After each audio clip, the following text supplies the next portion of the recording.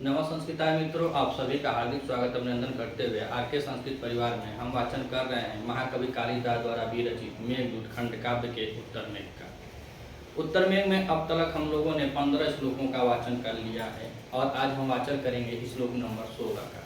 पिछले श्लोक में हमने देखा कि यक्ष मेघ से अपने घर का परिचय बतलाते हुए कहा कि हे मित्र, महाराज धनपत कुबेर के घर से उत्तर दिशा के तरफ मेरा घर है और मेरे घर पर बहुत बड़ा तोरण मतलब बहुत बड़ा धनुष के आकार का, इंद्र के धनुष के आकार का मेरा दरवाजा है और उसके पास ही दरवाजे के समीप ही मंदार वृक्ष, वह भी कैसा वृक्ष, बाल मंदार वृक्ष, छोटा बाल मंदार वृक्ष है जिसको मेरी प्रिया ने, मेरी पत्नी ने अपने दत्तक पुत्र के समान पाला है और वह इतना मतलब फूल फल गया है, इतना शोभायमान होगा कि तुम नीचे से ही उनके फूल के गुच्छों को छू सकते हो या स्पर्श कर सकते हो, क्योंकि वह अपने फूल धारण करने के बाद वह कुछ झुका सा रहेगा। अब इस श्लोक में यक्ष मेघ से कह रहा है कि हे मित्र, मेरे घर के ही समीप एक वापी है अर्थात बावड़ी है। और बावड़ी का प्रयोग देखिए तो पहले जो राजा महाराजा थे काव्यों में इसका हमेशा बताया जाता है या काव्यों में हमेशा प्रयोग किया जाता था कि जो राजमहल होते हैं उसमें भी बावड़ियाँ होती थी और यह जो धनी धानिक लोग होते हैं उनके पास भी बावड़ियाँ होती हैं। तो उन बावड़ियों को बतला रहा है कि मेरे पास भी एक बावड़ी है और वही बावड़ी जो इस समय रूप अलग धारण करके स्विमिंग पूल के तहत आती है। वह स्विमिंग पूल उस समय बावड़ी क्या था, वह बावड़ी थी और अब वह उसे स्विमिंग पूल कहते हैं। तो अब वह बता रहा है कि मेरे घर के समीप में एक बावड़ी है और बावड़ी कैसी है तो उसके बारे में बताया कि मेरी बावड़ी जो है वह कमलों से खिली हुई है या कमलों से भरी हुई है। और वह कमल कैसे हैं तो वह स्वर्णिम कमल है अर्थात कृत्रिम कमल है, वह बनाए गए कमल हैं जो सोने के बनाए गए हैं और उनकी नाल जो है वह विदर्भ या लहसुनिया रत्न के बनी हुई हैं और फूल जो है वह सोने का बना हुआ है। और बतलाया कि जब तुम जाओगे उसके समीप तो उस बावड़ी में या उस तालाब में हंस हमेशा विद्यमान रहते हैं, हंस या हंसों के गढ़ हमेशा विद्यमान रहते हैं और तुम्हारे जाने से वह भयभीत नहीं होंगे, शोक रहित नहीं होंगे कि मेघ आ गया और शोक रहित हो गए कि हमको जाना पड़ेगा, जबकि समीप में ही मानसरोवर है। और बतलाया जाता है कि हंस जो होते हैं हमेशा मेघ को आते देखकर शोक रहित होकर भयभीत होकर वह अपने आप को बचाने के लिए मानसरोवर का मार्ग तय करने लगते हैं, क्योंकि हंस खराब जल में या गंदे पानी में निवास नहीं करते हैं। गंदे पानी में निवास करने से या गंदे पानी में रहने से उनको किसी प्रकार का रोग लग जाता है, जैसे इससे वह मृत्यु हो जाती है उनकी बहुत अधिक पैमाने पर। इसीलिए वह हंस जब मेघ को देखते हैं तो वह भयभीत हो जाते हैं, शोक रहित हो जाते हैं, भयभीत हो जाते हैं और शोकाकुल होकर के वह मानसरोवर का मार्ग स्थापन करने लगते हैं कि मानसरोवर की तरफ जाने लगते हैं। लेकिन यहाँ बता रहा है यक्ष मेघ से कि ऐसा तुमको देखकर मेरे बावड़ी में रहने वाले हंसों के साथ ऐसा कुछ नहीं होगा, बल्कि वह शोक रहित हो रहेंगे, उनको कोई चिंता ही नहीं रहेगी, जबकि समीप में ही गुरु मानसरोवर है लेकिन वह मानसरोवर नहीं जाएंगे। जिससे यह पता चलता है कि उसकी बावड़ी का जल कितना शुद्ध और साफ रहता है। तो आइए मंदाक्रांता छंद में हम वाचन करते हैं मेघदूत खंड काव्य के उत्तर मेघ का। देखते हैं यक्ष अपने बावड़ी के बारे में मंदाक्रांता छंद में कैसे अपने मित्र मेघ को बतला रहा है। वापी अस्मि मरकतशिला, वापी चास्मि मरकतशिला, बद्ध सोपान मार्ग, वापी चास्मि मरकतशिला, वापी चास्मि मरकतशिला, बद्ध सोपान मार्ग, है मैं छन्ना विकच कमलै, है मैं छन्ना विकच मकलै, स्निग्ध वैदूर्य नाले है मैं छन्ना विकच मकलई है मैं छन्ना विकच मलकई स्निग्ध वैदूर्य नाले यस्यातो ये कृतवसतायो यस्यातो ये कृतवसतायो मानसं सन्निकृष्टं मानसं सन्निकृष्टं नद्यास्यन्ति व्यपगतसु च नद्यास्यन्ति व्यपगतसु च त्वामपि प्रेक्ष्य हंसा त्वामपि प्रेक्ष्य हंसा। तो कह रहा है कि हे मित्र अपने वापी के बारे में बता रहा है। तो वापी मतलब होता है बावड़ी। वापी मतलब बावड़ी। तो कह रहा है कि अस्मिन इस अपने घर को बता रहा है कि अस्मिन। तो अस्मिन माने इसमें या मेरे घर के पास। अस्मिन माने इस मेरे घर के पास मरकत शिलाबद्ध सोपान मरकत मड़ियों से निर्मित सोपान मार्ग अर्थात सीढ़ी है। सोपान मार्ग मतलब सीढ़ी का मार्ग है। तो अस्मिन मेरे इसी घर में मरकत शिला मरकत मड़ियों से बद्ध मन निर्मित सोपान मार्ग सीढ़ी का मार्ग है या सीढ़ी है। मेरे घर में मरकत मड़ियों से निर्मित सीढ़ी है। और क्या कह रहा है? सीढ़ी है। और कह रहा है कि स्निग्ध वैदूर्य नाले स्निग्ध वैदूर्य नाले मेरे घर के पास मरकत मड़ियों से निर्मित सीढ़ियों वाला और स्निग्ध वैदूर्य नाले। स्निग्ध मतलब होता है चिकना और वैदूर्य मतलब होता है लहसुनिया रत्न है। तो कह रहा है कि स्निग्ध वैदूर्य नाले तो विदुर नाल वाला या चिकने लहसुनिया रत्न से निर्मित। और कह रहे हैं हेमे और हेमे मतलब होता है सोना स्वर्णिम। हेमे मतलब स्वर्णिम या सोने विकच मलकई सोने पे विकच मलकई। अब कह रहे हैं कि विकच मलकई यानी प्रफुल्लित खिले हुए कमलों के। और इसमें तृतीयांत लगा है विकच कमलय में तृतीयांत है। तो विकच कमलय प्रफुल्लित कमलों यानी खिले हुए कमल के पुष्पों के द्वारा छन्ना माने छादित या ढकी हुई वापी मतलब बावड़ी है।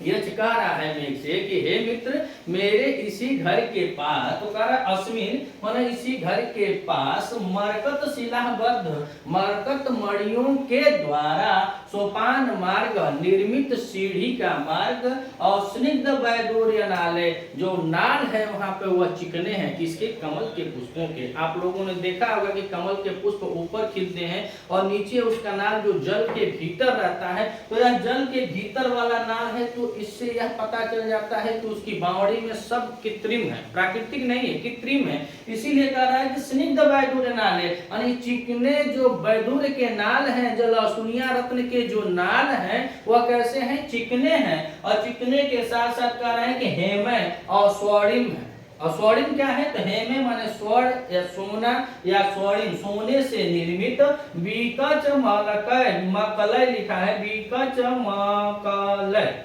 विकच मकलय अर्थात जो विकच कमल है वह प्रफुल्लित है। विकच माने प्रफुल्लित और कमल माने पुष्प।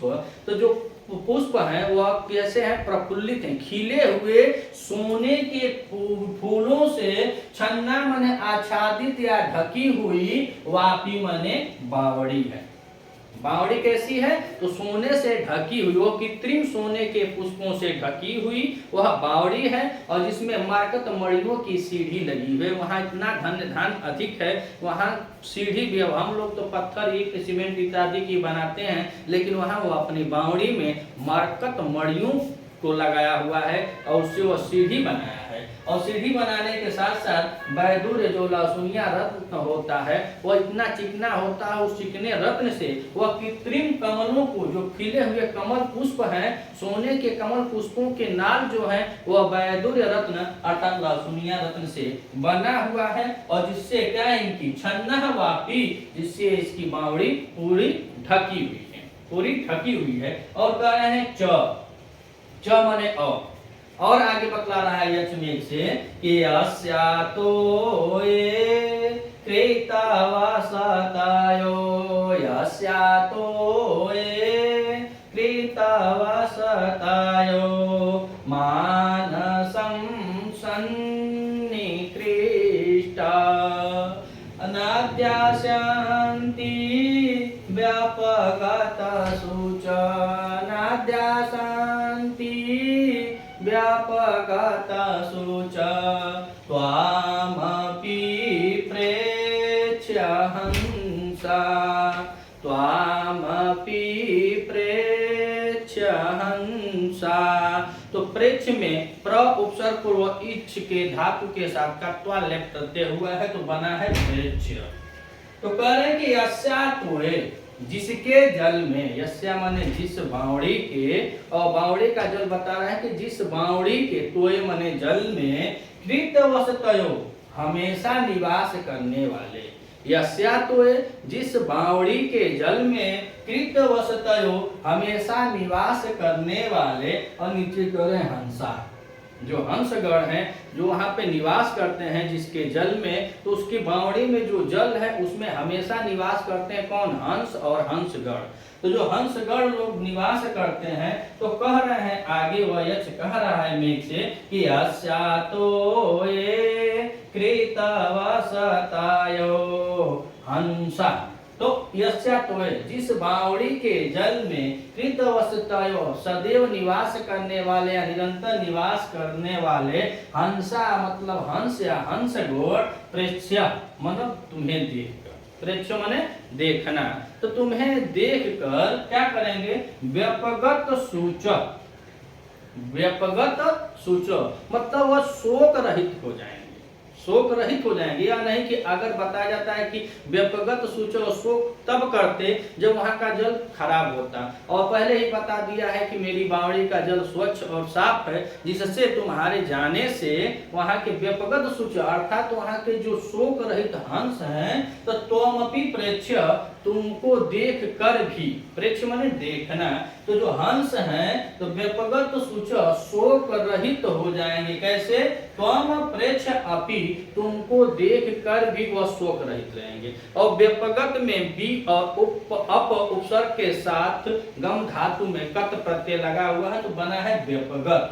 तो व्यपगत रहेंगे क्या, वहां कहाँ के हंस, यह यक्ष के बावड़ी के जो हंस हैं, जो उसकी बावड़ी में सदैव निवास करते हैं, हंस और हंसों का जो गण है, त्वम अपि त्वम प्रेक्ष्य अपि तुम्हें देख कर भी व्यपगत सूचक अर्थात वो शोक रहित रहेंगे, हानि को नष्ट से अपने डरेंगे नहीं, वो शोक रहित रहेंगे। और कह रहे हैं क्या, मानसम सन्निकृष्ट, मानसम मतलब मान सरोवर भी समीप में ही है, मान सरोवर समीप में भी है, तो मानसम माने मान सरोवर संकृष्ट मतलब समीप में होने से, न मतलब नहीं, आध्यासंति नहीं स्मरण करेंगे। अब कह रहे हैं कि अगर बारिश का मौसम आ जाता है तो बहुत दूर दूर से जो हंस होते हैं वो बारिश के मौसम में मेघों को देखकर वो भयभीत हो जाते हैं, डर जाते हैं कि अब हमको मानसरोवर की तरफ जाना चाहिए, नहीं तो यहाँ पे अब जल गंदा हो जाएगा। तो यह बतला रहा है यक्ष कि वह ऐसे हंस हैं जो तुमको देखकर भी वह भयभीत नहीं होंगे, शोक रहित रहेंगे, वह तुमसे डरेंगे नहीं, क्योंकि अगर उनको जाना होता तो मानसरोवर भी समीप है, वह बावड़ी का सब विशेषण है, बावड़ी जो मानसरोवर वह सन्निकष्ट है, मानसरोवर भी समीप में है, लेकिन उसका भी यह लोग अध्यासंति मतलब स्मरण नहीं करते हैं, उसका भी स्मरण नहीं करते हैं। तो अध्यासंति आंग उपसर्ग पूर्वक ध्यय धातु में लिटला का प्रथम पुरुष एक वचन होता है, तो बना है अध्यासंति। तो अब यक्ष कह रहा है कि तुमको नजदीक देखकर भी हमारे बावड़ी के हंस मान सरोवर सन्निकष्ट मतलब मान सरोवर के समीप होने पर भी न अध्यासंति नहीं स्मरण करते हैं। किसका? मान सरोवर का। तो आइए एक बार फिर देखते हैं कि वापी चास्मी मरकतशिला बद्ध सोपान मार्गा हेमचन्ना विकचमकलै हेमचन्ना विकचमकलै स्निग्धवैदूर्यनाले।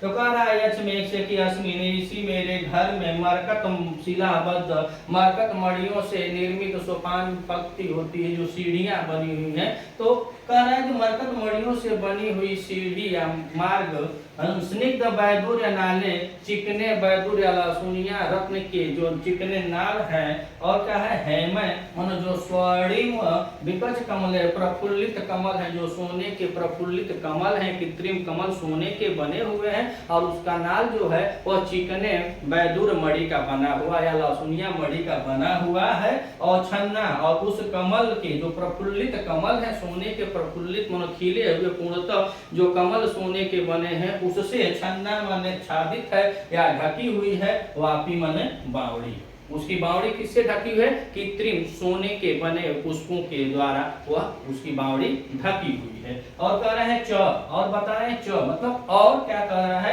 कि यस्या तोये तो यस्या तोये कृतवसतायो यस्या तोये कृतवसतायो मानसं सन्निकृष्ट नद्यासन्ति व्यापगत सूच नद्यासन्ति व्यापगत सूच त्वामपि प्रेक्ष्य हंसा।